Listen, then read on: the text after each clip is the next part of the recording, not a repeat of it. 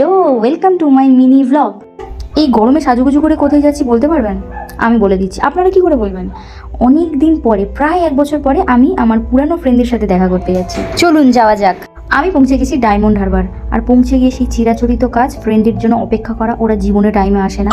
যাই হোক, এখানে একজন মহারানী এসে গেছেন। এ তো প্রচুর ক্যামেরা সাই, বলছে তুই ক্যামেরা বন্ধ কর ভাই, আমি পারবো না। তো এরপরে চলে এলো আমার আর একটা ফ্রেন্ড কৃষ্ণা। ব্যাস আমরা তিনজনেই আজকে যাচ্ছি ঘুরতে। নেক্সট আমরা টোটো ধরে চলে গেলাম কেল্লার মাঠ। আর আপনারা এই ভিউটা দেখুন, জাস্ট অসাম লাগছে। এরপর আমরা কিছুক্ষণ নদীর ধারে বসে নদীর ভিউটা এনজয় করলাম এবং অনেক অনেক ছবি তুললাম। আর এই যে গিফটটা দেখতে পাচ্ছেন, এটা না আমাকে ও বানিয়ে দিয়েছে, কৃষ্ণা।